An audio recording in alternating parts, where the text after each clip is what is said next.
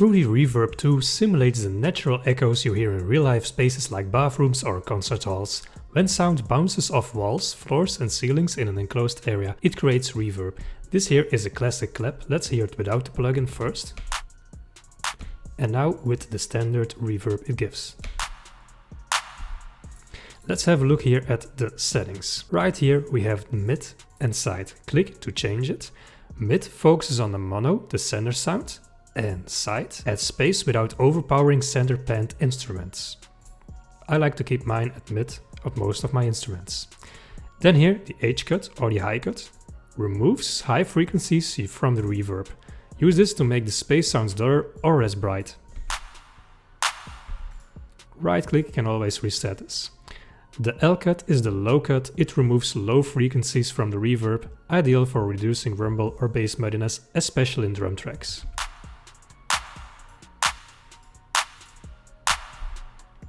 Then we have the delay. This is like a pre-delay. It adds a short delay before the reverb starts. The short delay is for small room effects and a longer delay is for larger echoey spaces. Use this sparingly to avoid muffled sounds. This is the effect.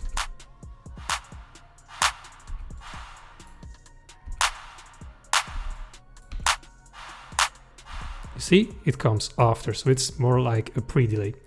Then here the room size, which is the size knob, adjust the size of the simulated space. Pair this with the decay time and then you get more realistic results. Small spaces for short decay times and then long decay times in large spaces.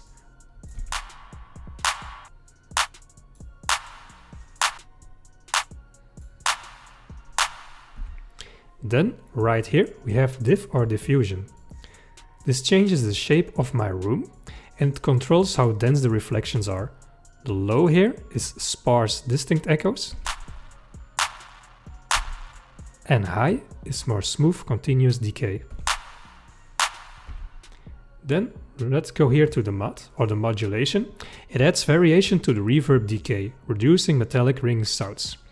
Here small values are natural and more smooth, and high values can create detuned or experimental effects. Now this is a clap, you can try this with other instruments and sounds as well. So I really like to overdo it to hear a certain sound and then I tweak as I need to. The speed, the mod speed, sets the speed of modulation for reverb decay.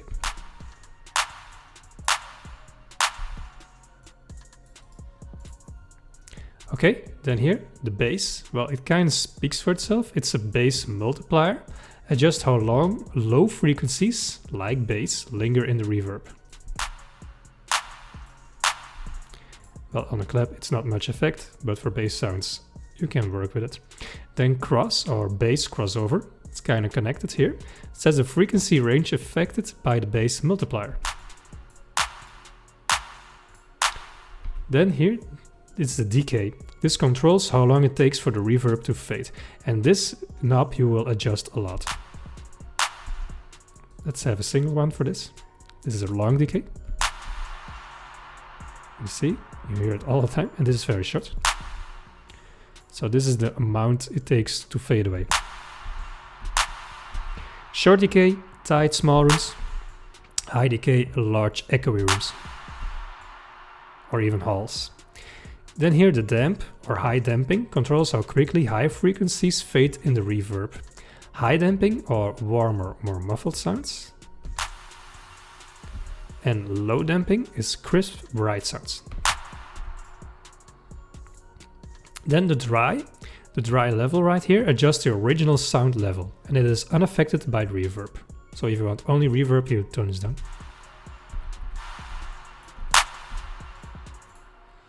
Then ER or early reflection adjusts the strength of the initial reflections before the full reverb kicks in. And wet, the wet level controls the level of the reverbed signal. So this is no reverb, this is all reverb. So play along with those right there. Then SEP is the stereo separation, changes how wide the reverb feels in the stereo field, and it is not affected by the dry signal.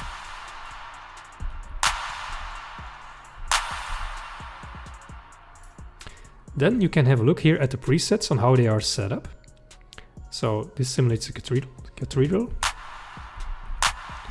And have a look how they set this up, because the size is big, the diff is big. And then for drum room, test out your drums in here. See, it's more snappy. In a large hall, you can see this increases. And then you can play around with these. Then check out the channel for more helpful and quick to the point tips. I see you there.